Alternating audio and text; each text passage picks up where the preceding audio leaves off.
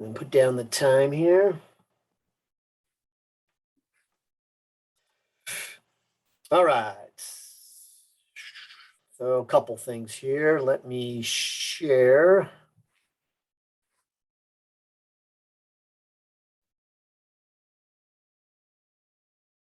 Looks like I gotta reinstall the plugin here. Okay. Well, it does that once in a while. Wonder if that means I did an update. So I wonder if that was like a Zoom update, if that changes anything. All right. Well, there we go. Doesn't take long to get that installed. That was good. All right. So now let me find your class with the questions number 56. Yes, 56. Actually, and as a side note, I noticed as I was reading these this morning, a lot of these problems are also connected to Physics 121, although that probably shouldn't surprise you. Yeah. We've had a lot of those in the past, and this is an example of that. So anyways, this would be like static equilibrium stuff. The only difference is now we have the magnetic force. And we did one actually like this static equilibrium a couple chapters back, but the force was electrical. So it had electrical, gravity, and tension. This one's going to have magnetic force and then gravity and tension. But we'll watch here. So it says a metal rod having a mass per unit length of lambda. Probably not a good symbol to use lambda for mass per length, because lambda we've been using for charge per length. But that aside, I'll just point out that they are using the symbol lambda for a mass per length, not a charge per length for this problem. Carries a current I. The rod hangs from two vertical wires in a uniform magnetic field as shown in the figure. So the figure looks a little bit like this. Here's the current. And maybe I'll first try to make kind of a three-dimensional view. So the current is coming, and maybe I better put page one. It's coming from the back of the page going forward. Maybe down here, I'll do a cross-sectional view. So here's the wire, and I'll put a little dot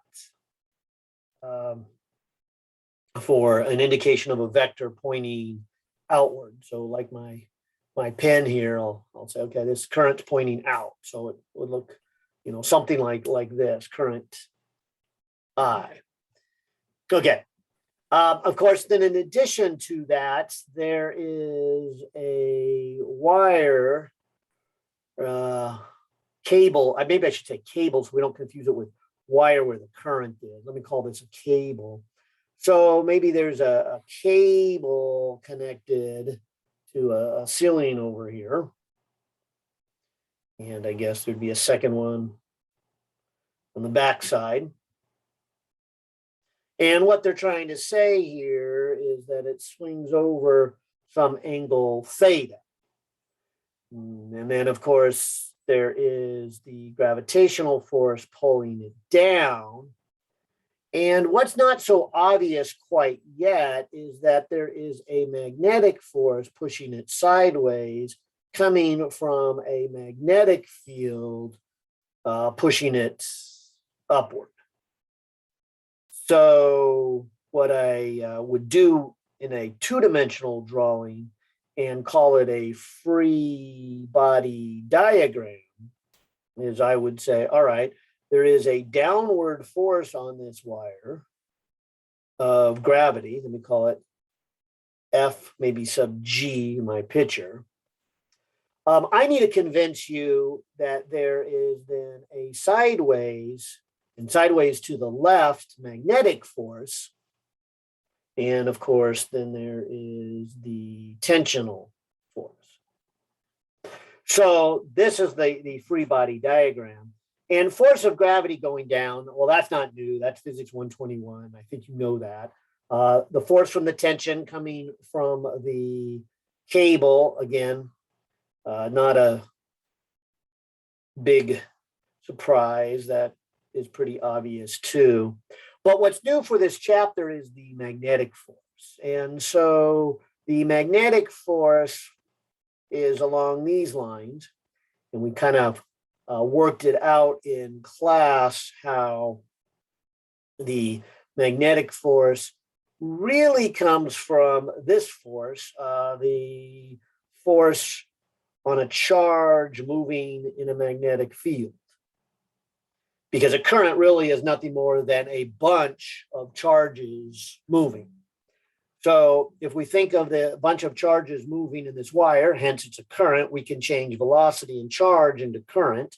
We could change the direction of the velocity to the direction of the wire carrying the current. So the direction of the wire is in the direction of the current, and then the magnetic field. So I'm going to take advantage of this, which I call it a secondary equation coming from this. This is the fundamental principle of this chapter. But using this, notice it's a right-hand rule. And so this is just one of many things I need to say is we need to go back to physics 121. We had some vector cross products. Let's see, in 121, you had two vector cross products. You had torque was equal to R cross F. And maybe it's good for me to review it because I know at least one problem is talking about the torque on something in this chapter. So probably good, but that's a cross product. Let's see, what was the other cross product we had in 121? It was, angular momentum. Angular momentum was R cross the linear momentum. Now, I don't think we'll need any of that here today. And I can't even think of even in the future, but for this class anyways. But nonetheless, what I'm trying to get at is what you would have called the right-hand rule, okay? And you would have done something like this, that when you ever have a cross product, and so let me just jump over here to a page 2, and let me just kind of be kind of general about it. Let's just say that I had a vector, call it vector A, and maybe also another vector, vector B, and then there's some angle theta between them. The definition of a cross product is that you take A and you cross it with B. Okay, so what we mean by that is in terms of magnitude, it's A times B times the sine of the angle between them. And in terms of direction, we do this little trick with our right hand in order to figure out what direction C is. And so I'll say direction by your right hand. And I should start being careful with you guys and start saying, there are many different types of right-hand rules, little techniques we learn to get directions. And this one we should call the right-hand rule for cross products, because we have a couple of other little maneuvers we can do with our right hand that we're going to see in the next chapter. I think there's 2 new ones showing up in the next chapter. So let me check. Can you guys hear me? Got a little. Yep. Yeah, I can hear you. Okay. Okay. Something is flashing on my computer screen on my microphone. It's just saying there's an update. Okay. But as long as you can hear me, I'll worry about the update later. All right. Okay. So the right-hand rule that I'm reviewing, and hopefully it is a review, and let me know if you need to go in more detail than this, but it's simply this. You start with your right hand, you put your fingers in the direction of the first vector that's listed. So that would be A.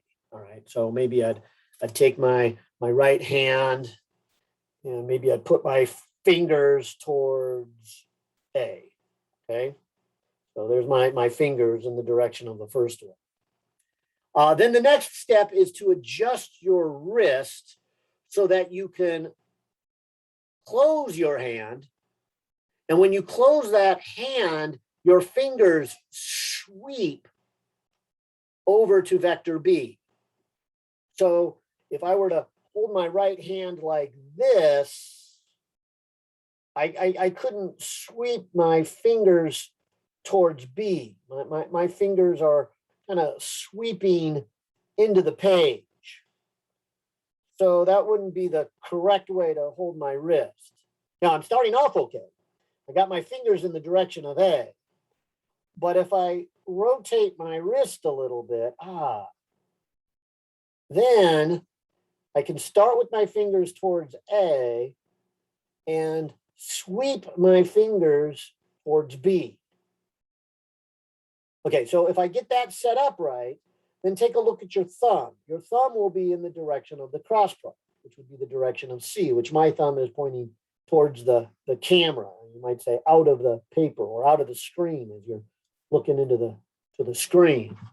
So if we had your traditional grid where x-axis is left and right and y-axis is up and down and z-axis is kind of coming out of the paper, I would have to say the way this is set up is the direction then that C would be in the K hat or Z axis. I guess in the direction of K hat. Okay, so that's kind of where this problem begins then. And that's why I need to take a moment to convince you that the magnetic force is horizontal here, kind of what we're going to call in a minute the negative x direction. So if I take my right hand and looking at this equation and just focusing on direction, not magnitude, this is the first vector listed, L, and this is the second one, B. So my fingers need to go in the direction of L, and I need to sweep my fingers towards B, and then my thumb will give me the direction of the force. All right, so I'm going to take my right hand and put my fingers in the direction of the current, the direction of L. So in this picture, it's coming out of the screen. So I'm going to point my fingers towards you. I'll leave my thumb out. Okay. So there's my fingers. They're in the direction right here of L. Okay, now the second thing, I need to adjust my wrist so that I am in the direction, I can close my fingers towards B. Now, I didn't put B in this diagram, although I guess I did kind of draw it up here, but it's not a force, so I probably should draw it in some different color. How about green, just to make sure we know what direction the B is, but we realize it's also not a force. The force is the result of the direction. I probably should have put a different color for that dot too, for the same reason. It's not a force, it's another vector.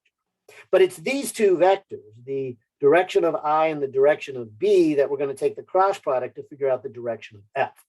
So coming back with my right hand and maybe pointing my fingers up at the screen at you, so coming out of the screen, I've got the first part right, where I've got it adjusted. So this is the direction of my fingers. Now I need to adjust my wrist so I can close towards B. Okay.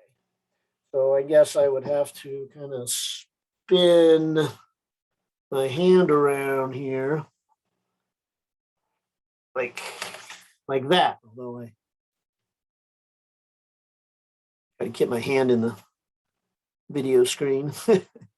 To get there, I gotta leave my laptop, so I'm not in the Zoom screen. But on the sharing screen, you can see now I close my fingers, and I'm closing them towards the upper part of the screen. So my fingers start pointing out of the screen, and I can sweep them or fold them to the upper part of the screen. That's the direction of B.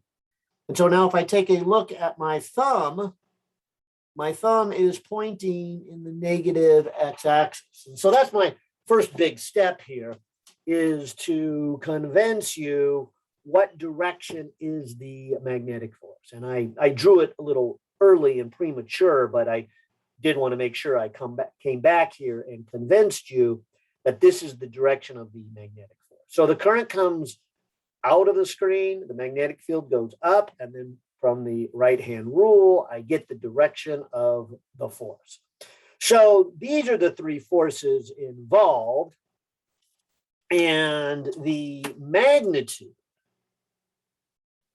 of this magnetic force, following this idea of the definition of the magnitude of the cross product, is to take the magnitude of the first. All right, so let me come back to the equation. The equation says I L cross B. I guess I'll just start with the I. That's just a number multiplied out in front. But then it says it's the magnitude of L. Okay, so I'll take magnitude of L times the magnitude of B. Okay, magnitude of B times the sine. I'll come back over here to the sine of the angle between them. All right, well, coming back to this picture again, now I's coming towards the screen. I should learn where the camera is. Where is the camera about here? Anyways, but it's coming up this way towards you. And B is going up. Well, that's a 90-degree angle. So sine of 90 degrees. And maybe a little forewarning here, this chapter and all of magnetism uses a lot of three dimensions. And so you can't really get away from these problems without making sure you're talking about a three-dimensional problem. So there's left, right, up, down, and then forward, back, And so, or on a compass rose, there would be north and south and east and west and up and down. So we've got three dimensions to think about here. Now, the sine of 90 degrees is just one. So I'm going to write this as ILB then, and that gives me the magnitude of the force. So that's the part of this problem that has to do with this chapter. And that is, what is the direction of the magnetic field? I'm sorry, not the field. What is the direction of the magnetic force, which of course comes from the magnet, okay? And then also, what is the magnitude of it? Now, once we got that, we're just going to go back here to our static equilibrium stuff from Physics 121. And the way I like to do it is kind of split my paper down the middle and say, let's look in the X direction and let's look at the Y direction. And so coming back here to my free body diagram, these are my three forces: a tension, which is tilted at an angle theta from the vertical, a magnetic force, which is purely in the negative x-axis, and a gravitational force, which is purely in the negative y-axis, at least if I use the traditional grid. So I'm going to go ahead and just indicate here that I'm going to use the traditional grid of X and Y, and then come back over here and say, okay, the sum of all the forces in the X direction, which really always equals mass times acceleration in the X direction. But in this special case of equilibrium, that's a zero. And so all the forces in the X direction should add up to zero. Same logic in the Y direction. All the forces in the Y direction equal mass times the acceleration in the Y direction. But a problem like this, which we call static equilibrium, then the forces add up to 0, since it's not accelerating. All right, well, let's come back here and look at these 3 forces and add up all the ones that are in the x direction. Well, the first one is definitely the magnetic force, and it's in the minus x direction. So I'll say, okay, the magnetic force has a minus magnitude of the magnetic force.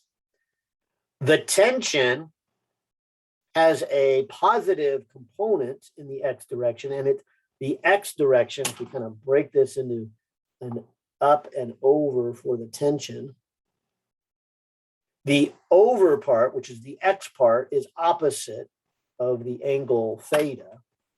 So this would be the tension times sine of theta, and it would be in the positive direction. So that would be the second force in the x direction. And the last force, the gravitational force, doesn't have anything in the x direction. So that would be my first equation. That would be what I get when I add up all the forces in the x direction. And then over here, same thing for the y direction. So let me come back to the same 3 forces. I'll start with the magnetic force. There is nothing in the y direction for the magnetic force. Okay. Going on to the tension, the upward part is adjacent to theta, so that'd be cosine, and it's upward, so it's positive, so it's going to be a plus t cosine theta. That's how much force is in the y direction from the tension. And then the last force right here, the gravitational force, that one, all of it is down. And I'll just then put minus force due to gravity. And then that's all the forces. And that has to equal to 0. So again, this is our physics 121, our static equilibrium. So let me start putting in things that we do know, maybe even move things around a little bit. For example, I'll leave tension and sine theta alone and leave it over here on the left-hand side. But this negative magnetic force, I'm going to move to the other side, so it's going to become positive. And in addition to making it positive, I'm going to come back to page 2 here and say, okay, this is what we came to the conclusion of its magnitude of that force. It's the current times the length of the wire times the magnetic field. I'm going to put ILB here. Now over here on the y direction, I will leave the t and the cosine theta alone. And then maybe I'll move this negative force of gravity to the other side. So now it's going to become positive. And of course, it would be mg. But that might be better written since we don't know the m, but we do know the mass per unit length. Let me come all the way back to the very beginning. They gave us this thing called lambda. So if you took lambda and you multiplied it by the length, you would get the mass. So if you just bring length to the other side, I'll call that L. Then lambda times L would be the mass. So I'm going to use that for the mass of this wire here. This, they call it a rod, I think, right? A metal rod, yeah. And so this rod would be over here for its mass. I'll put a lambda and an L and a G. All right. So there is a little bit of our work. Let me come back to the question. It says the wire makes an angle of theta. Now I just realized they didn't give us any numbers to work with. All right, so the general rule, in a physics problem, if they give us numbers for like the length and the current, you're supposed to plug those in. If they don't, then you should give the answer of what they're looking for in the symbols that they gave. All right, so to make that clear, they have given me the symbol lambda. They have given me the symbol I. They have given me the symbol B. They say the wire makes an angle theta with the vertical. Determine the magnitude of the magnetic field. All right. So let's solve this for B in terms of the stuff they've given. All right. Now, notice the one thing that is in my diagram or in my equations and diagram that they don't have, and that's tension. So taking these two equations, my goal here is going to be to eliminate the T for tension, because I don't think that should be in my answer. Sometimes when it's in symbols, you're a little unsure, well, which way do I write it? And again, the answer is the one that they don't give. So if you scan this, they give symbols like G and lambda. They don't give L, so we shouldn't have L in it. And they don't give T. Well, but they do give B and theta. So those would be okay. All right, so let's see what I can come up with. Maybe the thing to do is to solve this first one here for the tension, which would be ILB divided by sine theta, and take that and put it into the second one. So putting this into the tension, it gets ILB over sine theta. And then I have a cosine theta. And then that equals a lambda LG. And then fortunately, there is an L on each side, because again, I don't want my final answer to have an L in it. It's not one of the symbols given. And likewise, I don't want a T in it, but I don't have the T anymore. That's why I chose to solve the first one for T and put it in the second one. So that would be gone. And so the question asks to solve this for B. So here's a B, and I've got a lambda, I've got a G. I'll move the sine theta to the other side. Leave the B alone and divide by the I, and also divide by the cosine theta. And maybe one last step. We got a lambda G, and a sine over a cosine is a tangent. So I'll call that tangent theta over I. And I think that should be it. And maybe I'll flip over here to, what number was this? 56. Look up the answer in the book or from the author. Yeah, lambda G over I times tangent theta. Nice. Good. Thank you so much. Yeah, hope that helpful. So a lot of 121 in there. I don't know if that was a challenge but also that new stuff, the magnetic field and that right hand. And I guess that right hand's from last chapter, but it's probably, we're going to see it a lot more than we did. Not last chapter, last semester.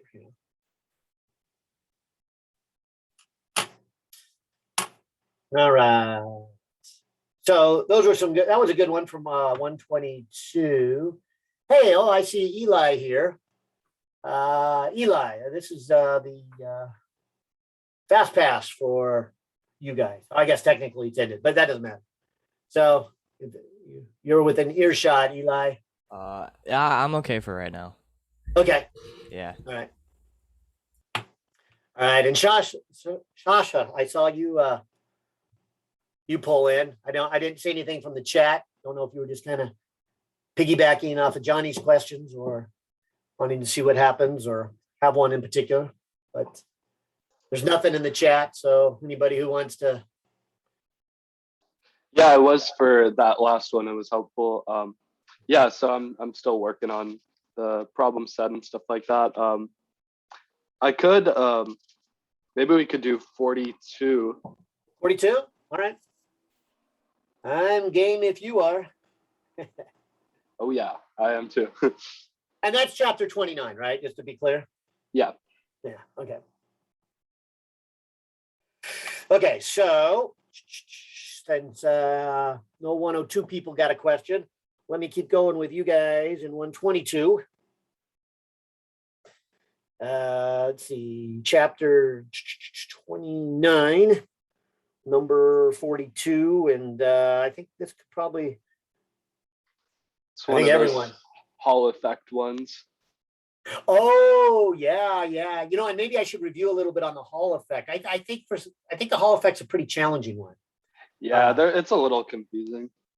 Yeah, good. Let me do a little. Well, I hope I don't bore you guys. Actually, I should ask for feedback from you guys because like on this one here, I just did. Sometimes I get kind of into a lecture mode on it and start talking about cross products, where that's got its good and bad. It's a good review. That's why I like to do it. But on the other hand, it makes the problem maybe a little long, and I might lose you. So I don't know. Is it working? Am I okay? I I like the in-depth help, like the details. So I think it's perfect. Okay. Okay. Good. And that's really my attempt here when I'm zooming, because if I'm just kind of working out, the problem, that's what the solution manual does, and it's just not enough at times. You need more depth. All right. So I might do a little quote lecture review, if you will, on the Hall effect, because that is totally new and totally different and a little three-dimensional. No, very three-dimensional. And because of that, a little hard to, I think, understand. But let me just call up the problem number 42 here. It says the Hall effect probe operates with 120 milliamp current. Okay. When the probe is placed in a uniform magnetic field of 0.080 Tesla, it produces and this is the key, a Hall voltage of 0.7 microvolts. All right. So to understand the Hall voltage is a bit of a challenge. Okay. Now, I will just go ahead and write down a conclusion of our discussion we're about to have. The Hall voltage is equal to the currents times the magnetic field times D. Now, D is distance. And so let me kind of review what distance, because we're working in 3 dimensions. There are 3 different distances, and they can get confusing. So I want to talk about that distance. There is the little n. Now, the little n is the number of free carriers per cubic meter. Now, fortunately, as I look a little further in this problem, they give that. They go ahead and assume n is 8.46 times 10 to the 28 electrons per cubic meter. So that sounds like this could be copper, because, they even said earlier on, yeah, a copper bar. Okay. All right. But not worrying about what the material is, because they give us the N, but they also tell us it's copper. Then times the charge of each carrier, and then this A for area. Well, again, what area are we talking about? All right, so let's run through so we can have an understanding of this Hall effect.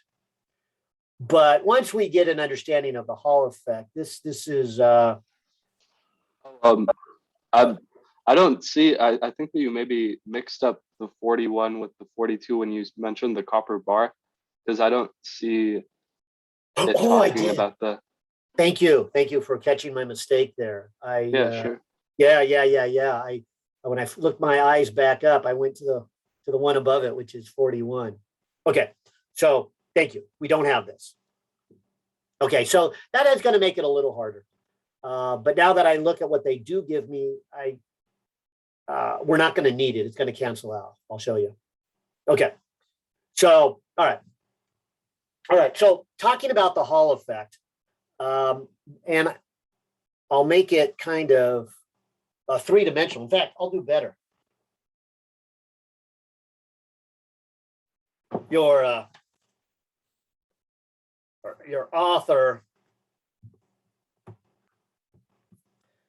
has a much better three-dimensional picture. So I'm going to show it to you and then try to draw it. And you'll laugh at my terrible drawing. But besides that, as long as you understand what I'm trying to draw, I'm good at being laughed at. Okay, so here we go. So I'm going to try to draw maybe this picture here, where I have a copper and, well, we don't know what it is, but I have a sheet of material. And the material, this sheet, if you will, no, I should call it a plate. We usually use sheet for something that's really big in size. This is more like a plate.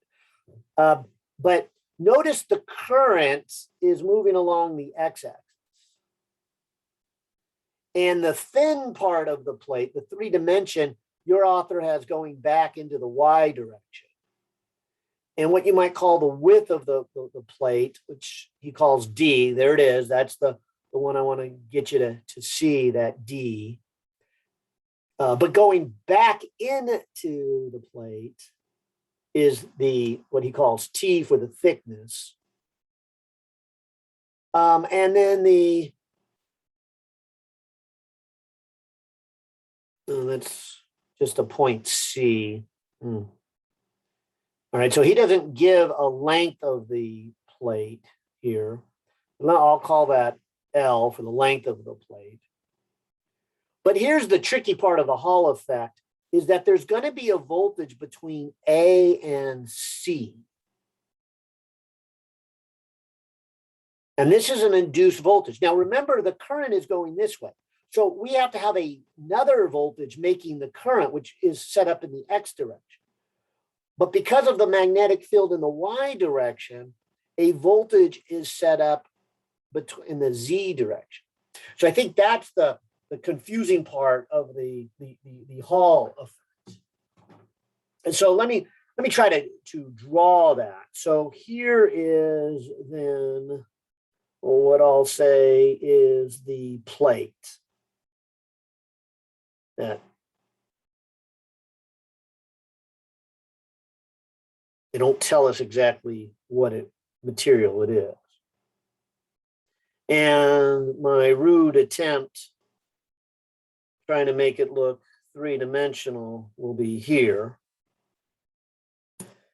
And so my grid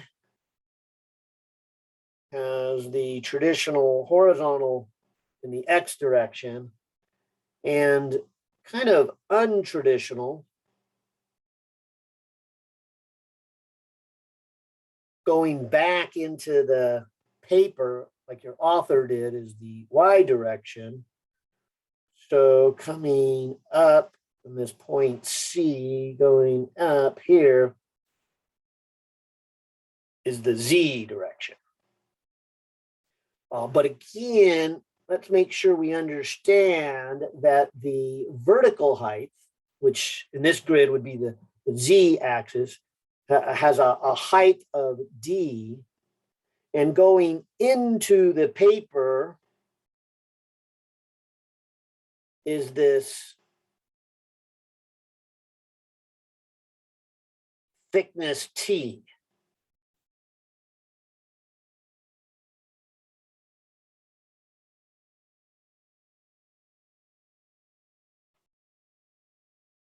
Okay. And not shown in the book's diagram, but I'm going to call this length L. Oh, and I guess the author does down here at the bottom of a point A. But watch this for a moment. If I take a magnetic field, maybe I'll indicate in kind of a different color. How about a red? I haven't used that yet. But if the magnetic field is going in the Y direction, And remember then the current is in the X direction. And the force on a charge moving in a magnetic field is given by this cross product. Okay. So not shown in your author's picture here, to make the current go from left to right, we probably have to be connected to some voltage here, some battery. That is not the Hall effect. That is not the Hall voltage. That is just a voltage that is needed to make the current. And so the positives, if they were moving, would come out this way and go through the bar and wrap around. The negatives, if they're moving, which if this was a copper plate, that's what would really happen, because we know that it's the negatives that actually move. So maybe I'll treat it as a piece of copper, as although even though they don't say it, but the problem above it is copper. And I think the author example, does he say it's copper or? Well, I don't see what he says it is, but it could be copper, it could be aluminum, it could be any material. But I'll just, for the sake of discussion, say the plate is copper, because if that's the case, the things that are moving are actually the negatives, not the positives. So the negative would move around and be going from right to left. Of course, that means the current is left to right. But watch this. If you look at this equation and you say, all right, I have a negative charge. So remember the Q is negative. And then I go V cross B. Let's just do the V cross B. Let's just look at the direction. So here I'm going to take my right hand again. And remember we said what you want to do is you want to put your fingers in the direction that of the first vector that is labeled. So there it is. V is the first vector labeled in the cross product. And these negative electrons are going from the right over to the left. So I'm going to put my fingers that way. Now, I haven't decided yet how to hold my wrist. I have a lot of options. But for starters, maybe I'll just start it this way. Looks better on the screen. So again, I got my fingers in the direction of the velocity. Okay. Now, the second thing to do is to adjust my wrist so that I can then close, or sweep my fingers towards B. So if I were to leave my hand flat on the paper like this, my fingers would sweep upward. That is not towards B. Remember, B is in the Y direction, which in this picture would be into the screen, going down. So I really would want to hold my hands, not here either, but here. See, that way I can start with my fingers in the direction of the V, and I can sweep downward. Oh, just a second. Oh. Again, related to all this wind is my allergies. It's been acting up. I thought I was going to sneeze there. All right, well, maybe I'll sneeze later. All right, but my eyes are watering and my nose is starting to run. Gotta love the dry air. No. Yeah, those fires were probably not good either, right? Yeah. Make my allergies all act up. So fortunately, though, my allergies aren't too bad. I don't feel like I have to take medicine, which is good because then I get real tired. That allergy medicine puts me to sleep. All right. So if I take my right hand, and again, as I close it, this would be the correct way to be holding my right hand for this crossbar, because my fingers are starting in the direction of V, and I can close it inward, and then look at my thumb, it's downward. So what this would say is that negative charges, as they're trying to move across, because of this battery now, okay, as they're trying to move across this plate, they get forced downward and they end up accumulating down at the bottom. Sorry, Professor Young. Yeah. Shouldn't we like flip the right-hand rule when it's the electrons? Thank you. Yes, thank you. Good. You're catching my mistakes. Yes. I forgot about that. I got lost in my allergy discussion. All right. So yes. So, all right. So these, I'm changing them to positives. So let me say it again. So yes, this is the V cross B is down. And then as you are pointing out, and I almost overlooked, is you multiply then by their charge, which they're negatives, they're electrons. So they would be the opposites of down. V cross B is down, and this means the opposite of down. So the electrons are going to be pushed up. Okay. So I need to make the top negative. So as the electrons get forced up, what will happen then is an electric field, notice I said electric, would start to build up. I have a different color, this is a black, but this electric field would stop, if you will, more negatives from building up. So in other words, the negatives at the top would only build up to a certain level, depending on how much they're pushed. And so there would be a voltage between the top of the plate and the bottom of the plate. This is referred to as the Hall voltage. How much builds up in the, I'll call it the width of the plate. So I wanted to kind of review that to show you why there is a voltage, and more importantly, where there is a voltage. Because there are really, in a given problem, two voltages. One voltage is making the current flow. And then because the charges are moving in a magnetic field, they get pushed up to the plates, making a voltage. And in this case, top to bottom. And so the Z direction, that's the Hall voltage.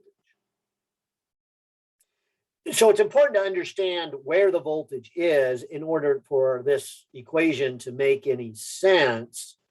Because if I were to ask myself then, and go on to page 2 here, and I were to ask myself, well, what then would be the voltage from the top to the bottom of this plate? I might go all the way back to the definition of voltage. So let me call it voltage equals then the integral of the electric field over some distance. And so that is the voltage, let's see, from chapter 25. Okay, so taking us back to chapter 25, and then not worrying about which one is positive or negative, but thank you for catching my mistake of making the negatives go down. The bottom would then be more positive than the top, okay? But not worrying about which one is positive and which one is negative, and then talking about the up and down electric field, not the sideways electric field, not the electric field coming from this battery, which is making the current, but the up and down electric field, which is coming from these charges. So I'll put a little H under here for Hall. So the magnitude of the Hall voltage would be what? Well, assuming it's a nice rectangular pieces, the charges build up kind of uniformly on top and on bottom, which makes the electric field uniform. This would be kind of like a parallel plate capacitor. This would just become E times this distance, because E then would just be a constant. I can pull it in front of the integral. And then this would be this distance that we're integrating the field. And that's why it's important to know which way I'm integrating the field. I'm integrating the field in the z direction, which remember is that d. So I could put it is the electric field times d. Okay, fair enough. But again, I think this is why the Hall effect gets a little hard to understand. What is the value of that electric field? Well, remember what I said earlier, that because of the magnetic force, the electrons get pushed up, and they get pushed up until they develop a strong enough force from the electric field to counterbalance that. And so what I'm trying to say here is the magnetic field pushing the electrons up, eventually enough get up here to balance the electrical force pushing them down. So electrical force, I'll put Fe, is QE. Magnetic force is QV cross B.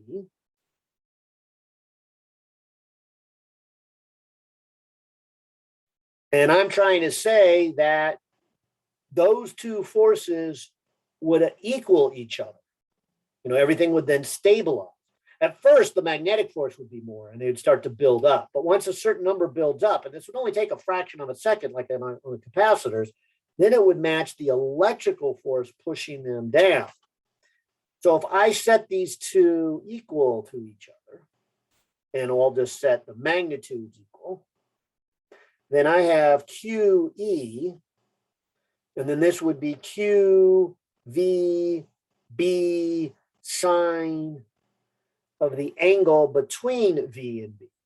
And let's talk about that for a moment. What is the angle between V and B? Well, in this Hall probe, notice that the current's going left to right, and the electrons are going right to left. So they're going along the x-axis in the negative direction.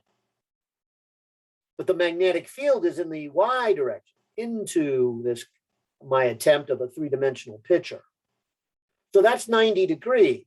So I'm just going to put over here sine of 90 degrees, which is 1. And then, of course, the q's even cancel off. So this is saying that the strength of the electric field is equal to the velocity of the electrons times the magnetic field. And that answers this Hall effect voltage a little better, because it is a Hall voltage, which, as I'll say again, is actually created by the charges in the electric field, but that electric field is associated with the magnetic field. And so that's where I can put in V and B here. V and B for the electric field, and then D. But if I come back to page 1, you can kind of see now we have an understanding what D is. D is this distance that you might describe in this picture as the Z direction of the plate, or the perpendicular distance of the plate compared to what the current is going. Okay, so it's not the thickness of the plate, and it's not the length of the plate. It is the width of the plate. All right, so that explains that D a little bit better. Okay. Now, also, early on in this chapter, we said currents is charge flowing in a given amount of time. Okay, so maybe I'll draw a picture again. And so if you've got all these charges Q, and they're moving along, maybe you make kind of like a vertical area here, and you say, okay, they're going to flow through here. How many charges flow through? Okay, well, I would say, continuing this on down here, The amount of charges that flow through would first depend upon what we call little n. Little n is how many of these charges do you have per cubic meter. So let's just say that this group right here is what's going to flow through. So to get the total charge that flows through, I would take how many I have times the charge of each one. Oh, charge of each one. Maybe I should have called that a capital Q. So capital Q is the total charge that flows through, where little q is just the charge of one of those. But if you take how many you have per volume, multiply it by the volume. I should have done that first. So little n times volume. So this little n is how many per volume times the volume. That's how many would be in here. And then multiply them by their charge. That's then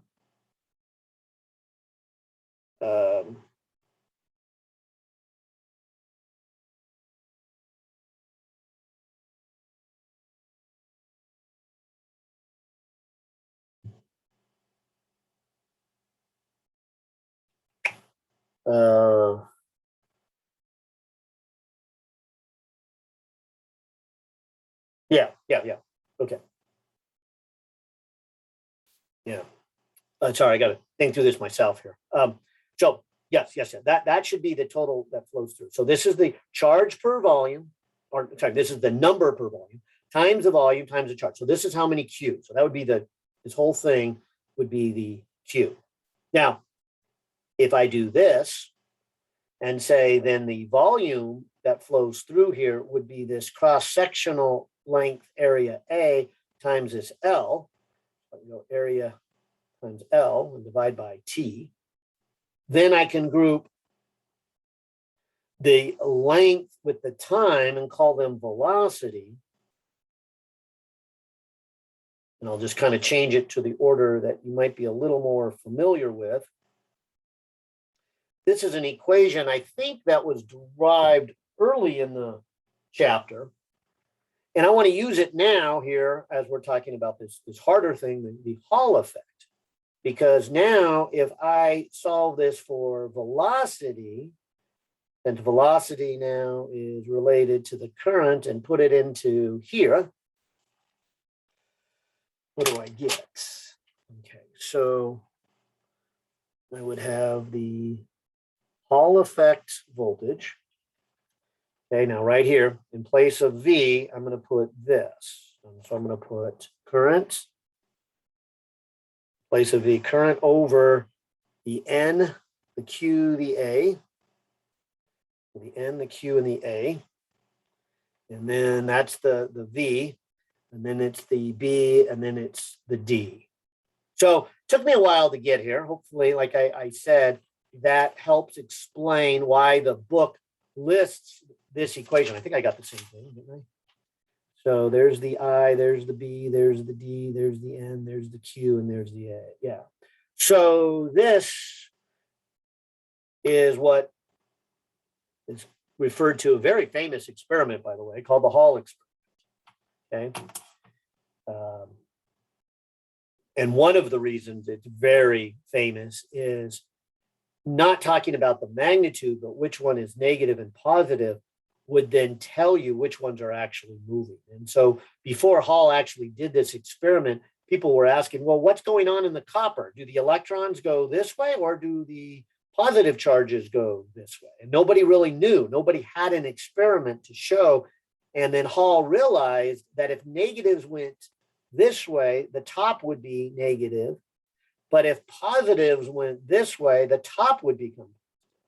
And so he realized if he measured the voltage from top and bottom, what we call the perpendicular voltage, the Hall voltage, if he got the top to be negative, then negatives were moving. If he got the top to be positive, then positives were moving.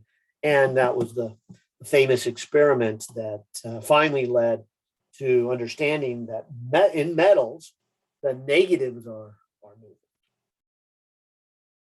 And so that was a big step forward in terms of science and technology and engineering.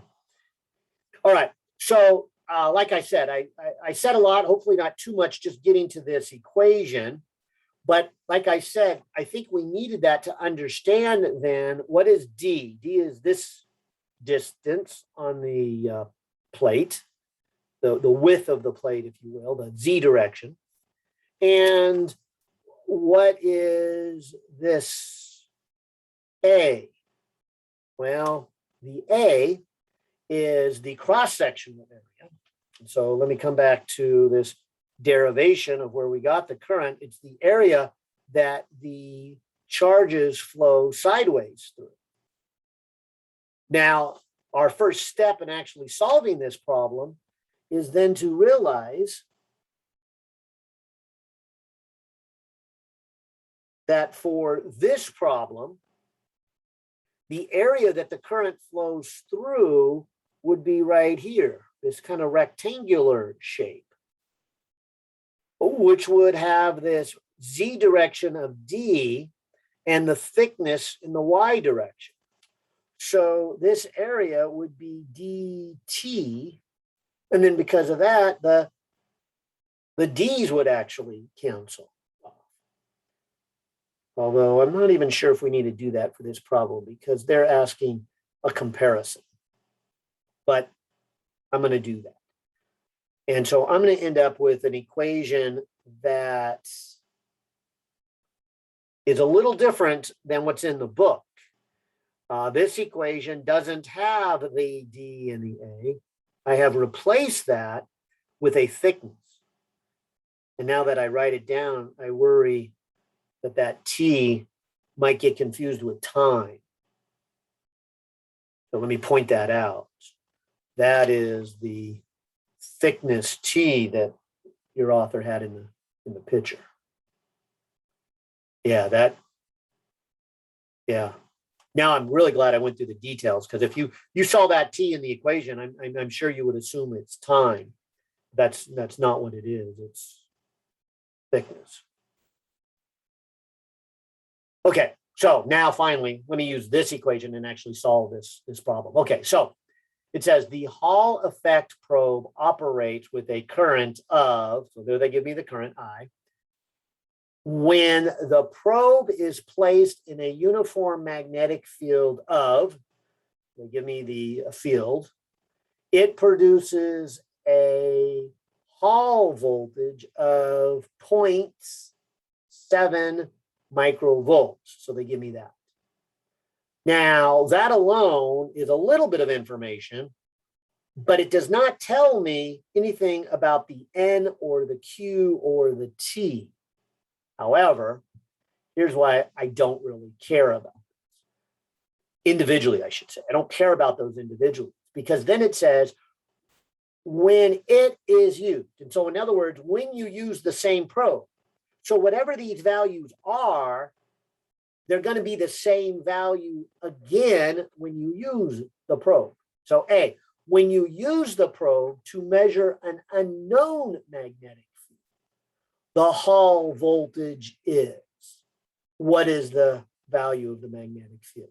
So in other words, they tell us that when you have a current of 120 milliamps, so I'm going to put it in terms of amps,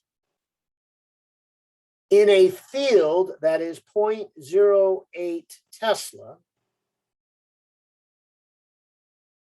it produces a Hall voltage of 0.7 microvolts.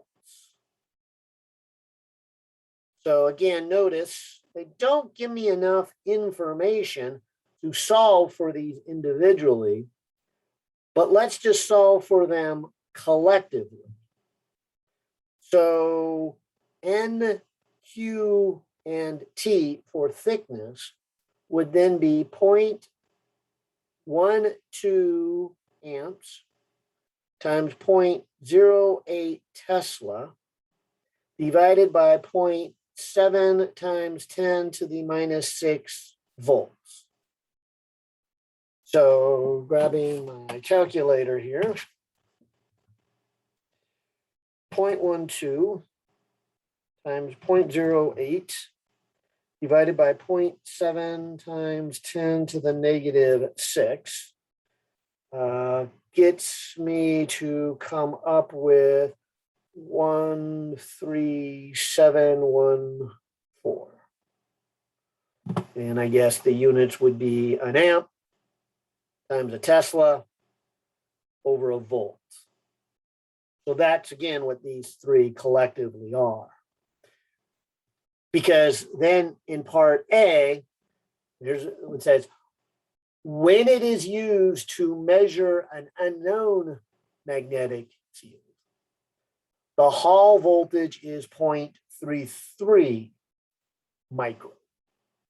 Okay, so using this same equation, I times B over N QT equals Hall voltage. They're saying it produces a 0.33 microvolts for the Hall effect. The currents, now I guess we need to read a little bit into this. They say it's the same probe. So they really didn't even need to give us this current I, because using the same probe, coming back to our picture, remember the current comes from this external source. And so assuming this external source is part of, the probe that produced that 120 milliamps, it would still be producing that 120 milliamps. So I'm going to say that the current is still the 0.12 amps. The B is unknown. That's what it's saying here. When it is used to measure an unknown magnetic field, the Hall voltage is 0.33 microvolts. What is the magnitude of the unknown field? No. So then I can come over here and say, all right, the NQT is this 13,714 amp Tesla over volt. And I guess the units here would flip and the volt would go upstairs, which would cancel with the other side. The amp upstairs would cancel with the amp downstairs. And in terms of unit, then this Tesla, I can move over to that side. And so as I grab my calculator here on this side of the equation, I'll go 0.33 times 10 to the minus 6. And then when I bring the current over, I'll be dividing. And when I bring this constant 13,714 over, I'll be multiplying.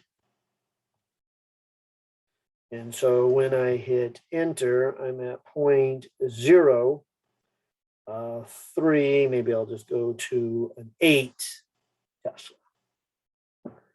So it is a smaller field than what we were, I'll call it, calibrating our Hall probe at. Well, which makes sense because we got, a higher Hall voltage. And now we have a lower Hall voltage. So the Hall voltage drops a little bit. And that does that because we're not getting as much push upward because we're not in as strong as a magnetic field. So we would expect to get a smaller field. In fact, we almost could have guessed it from the beginning, to be honest, because the field here is almost half of what it was of the given information. So it's 0.7 and half of that would be 0.35. So the voltage has dropped in half, which basically means the push upward has been cut in half. And that's because the field has been cut in half. And so sure enough, half of 0.08 is 0.04, and we're pretty close to that. So I like the number. It seems very, very reasonable. And that's kind of the thinking behind it. So actually plugging in the numbers and doing the problem is, I don't think the hard thing. The hard thing is understanding the Hall effect enough that you can, okay, so what are these things made out of? Now there is a part B here. So let's see, part B. I think this is page 3. Isn't it? I think, yeah, this over here was page 2. I forgot to number it. Page 1. Okay.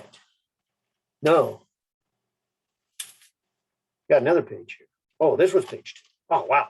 This was page 3. We can come back to it. This was page 4. All right. So finally, I think, again, we can probably just plug things here. It says the thickness of, what does it say? The thickness of the probe in the direction of the field is 2 millimeters. Find the density of the charge carriers, each of which has a charge of E. All right. So if you remember, we did find back on, I guess it was this page here, what NQT is. NQT is this 13,714. The units were an amp times a Tesla over a volt. And so now they're saying to find the, I think of the N, what did it say? Find the density. So the density of these charge carriers, which would give us a clue of what type of material this is. But I'll find the N by saying it's the 13,714. And we're going to divide by the Q. And they say that it has the fundamental charge of E, which is 1.602 times 10 to the minus 19 coulombs. So there's my charge. And so these are probably electrons that are carrying it. Then the thickness, and I'm going to put it as meters, so 0.002 meters. I'll follow up on the rest of my units. Remember, here's the amp and the Tesla over the volt. And I know buried inside of all of these things are the units of meters. So that's my clue that I should have meters and charge in coulombs. In fact, maybe I'll do my units first before I do a number. Let's see, down at the bottom, I have this coulomb times a meter. Let me put what an amp is. Remember, an amp is a coulomb per second. Remember that a volt is a joule per coulomb. And remember, a Tesla is the force we would get per 1 unit of charge moving at a speed of 1 meter per second. Wow. So that's kind of ugly when it comes to the units, but I'm hoping it works out well here. Let's see what I have. I guess this coulomb would cancel with that coulomb, and this coulomb with that coulomb. So maybe down at the bottom, I'll put this meter and this joule, although I think I'll write the joule as what it's equal to is a Newton times a meter. Then at the top, let's talk more about this one. This meter per second, if I flipped it, would be seconds over meter, which would be awesome because then that seconds would cancel with that seconds. And so in the top here, we're left with a Newton over a meter, which then the Newtons would cancel off. And I would have these 2 meters down here, but this would make a third. And so this would be per cubic meter. And that's the appropriate units because this is supposed to be the charge, I mean, the number density. This is supposed to be some number per cubic meter. So the units work out great. And that actually might be harder than just doing the number. So the number is the 13,714. It's then divided by 1.602 times 10 to the negative 19, and that's also divided by 0.002, and that comes out to be 4.28 times 10 to the 25, and that's way too low for copper. That's like 1,000 times too low for copper. So the material probably isn't copper. Way too low, really, for any good conductor or metal. So it's probably a semiconductor. Maybe it's a silicon, but we could kind of scan the charts to see if that'll give us a clue of what material it will be. But nonetheless, that's we're done. We don't have to go further. And there was a lot here. Let me go to the solutions. Where is 42? So 42 for the magnetic field, they got 37.7 millitesla. Okay, good. And then they got 4.29 times 10 to the 25 per cubic meter. Yay, good. Worked out well. All right, good. Hope that helped. I'll jump back over here to the. It did. Thank you. Yeah, I think that I have a much better understanding of just like what the also like electric field would be in the Hall effect situation if we kind of like isolate the D and from the rest of the parts of the voltage equation. Yeah. And we could also like understand that and stuff like that. Overall, yeah, helpful, definitely. Good. Yeah, the Hall effect has a lot of things going on. So that's probably the hardest thing of all those applications. What did we do? We did like the Voltron or something. There was the spectrometer, Right. mass selector. No, the velocity selector, the mass spectrometer, cyclotron. I think that's what you were saying. Cyclotron. Yes. Yeah. It's pronounced cyclotron. I love the names.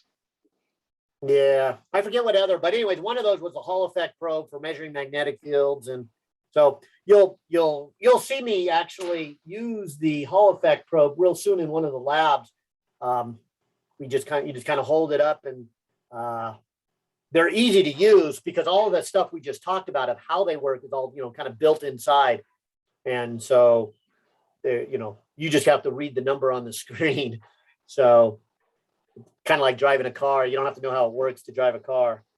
So, but it's obviously part of your training here and your science and engineering is to understand, what goes on inside and makes the Hall probes work and how we measure magnetic fields. And this is it. Yeah, that made me curious because we were doing a lot of applications in every chapter of these things. Mm-hmm. Would you think that it would be reasonable if like a test question might have something, or has it ever had like an example with what we just did now with the Hall effect or something like that? The Hall effect is really kind of complicated, and to be honest, I don't feel like in the lecture I did enough time on it. I mean, what we just did was I think really nice. You guys are, and hopefully other people will watch this, because this is the thing that I wish I had more time in the lecture. And because of that, you'll see in the lecture, when we get close to the exam time, I even make a statement and say, I apologize for not having more time to go in great detail in the Hall effect. And I encourage you guys to spend more time and learn about it. But because I didn't, I won't put it on the test. So I guess I'll have to stick to that promise since it's in the recording of whatever year I did that. But that particular year, I just didn't get a chance to talk too deeply about the Hall effect. So because of that, I make a promise I wouldn't put it on the test. And because of that, now that we're online, I'm using those recordings. I would say that please learn the Hall effect. I think it's for your advantage, but know that it probably wouldn't be appropriate for me to put it on the test. Gotcha. Yeah. Thank you. Thanks, anyways. Awesome. Hey, yeah, I noticed we're about 10 minutes past our first break time, but Eli's back. I don't know if you want to ask anything, Eli, or come back after our break. We usually break 11:30 to 12:30 to kind of get some food, stretch our legs, use the restroom, and in my case, pick up whatever the heck's going on outside with all the wind. I hear things falling over.